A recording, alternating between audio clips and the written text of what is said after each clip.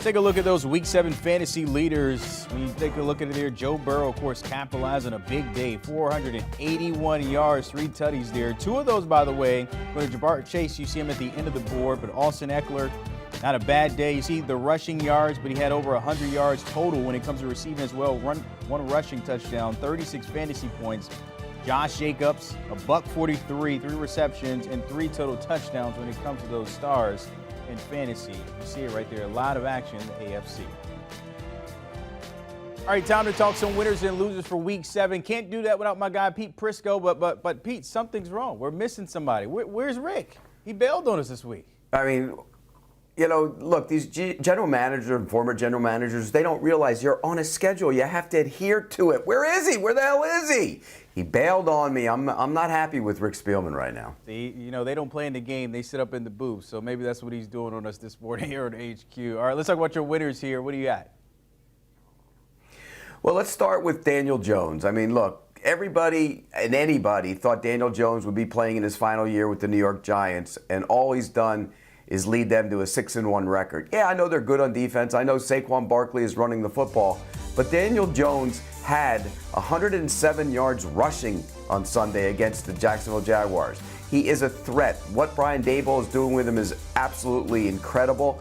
People are likening him to Josh Allen. That's way over the top, but he's played very good football. 5 comeback victories this season, leads the NFL. Also, Kenneth Walker. I mean, look at what he did. 168 yards rushing and 2 scores against the Los Angeles Chargers. That's phenomenal. And then Joe Burrow. Remember the narrative early in the season? Oh, poor Joe Burrow in that passing game. They figured him out. Maybe it was a one-hit wonder. Yeah, sure.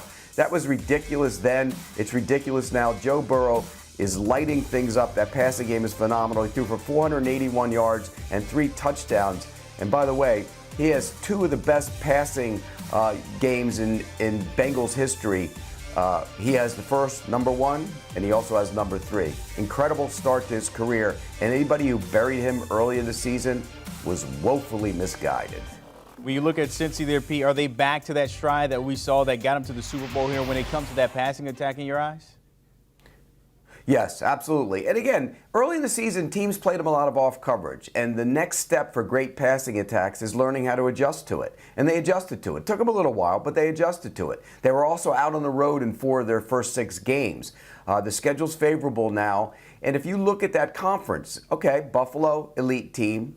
I think Kansas City's still an elite team. But don't count out the Bengals. You know, they won the Super Bowl. I mean, won the AFC last year, got to the Super Bowl. We're within a whisker of winning it. And everybody thought, oh, one-year wonder. Nope, they're back in it again. They will be in the mix come January to win it all again. So the young guy, Joe Burrow, he's getting it done. How about your losers here with a pair of goats not faring so well on Sunday? It's absolutely amazing that Tom Brady and Aaron Rodgers lost to Taylor Heineke and P.J. Walker. Think about that for a second. That's incredible to even say.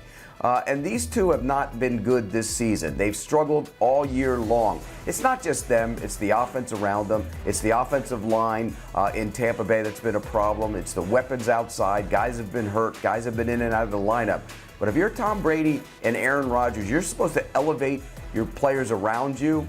They didn't do that on Sunday, and both of them suffered losses. The 49ers defense, number 1 in the league going in, and Patrick Mahomes carved them up for 423 and 3. 423 and 3, number 1 defense. Can Christian McCaffrey play corner? I don't think so. But they need help on that defense, because if you play elite passing attacks like that and you allow this to happen, that's never a good look. And then the Chargers and their run defense and their inability to hit the big play. You get blown out at home by Seattle. Kenneth Walker ran all over him. The Chargers are giving up 5.7 yards per rush on the season. You're not winning games that way. And they change people, they change personnel, they sign free agents, and they still can't stop the run. And here's the other mystifying stat when it comes to Los Angeles Chargers. Justin Herbert leads the league in passing attempts. He's 28th in yards per attempt. They've become a dink and dunk offense with a quarterback who has a howitzer for a right arm. It's absolutely ridiculous what they've done with that passing game, and that's why the Chargers, who a lot of people thought could be a Super Bowl team, are now at 4-3. Pete, I'm surprised you didn't put Rick Spielman in your losers there. It's surprising. I thought you were going to put that in there a little bit. Well, you already killed him when we opened the show, so I didn't want to bash him anymore. I didn't say anything.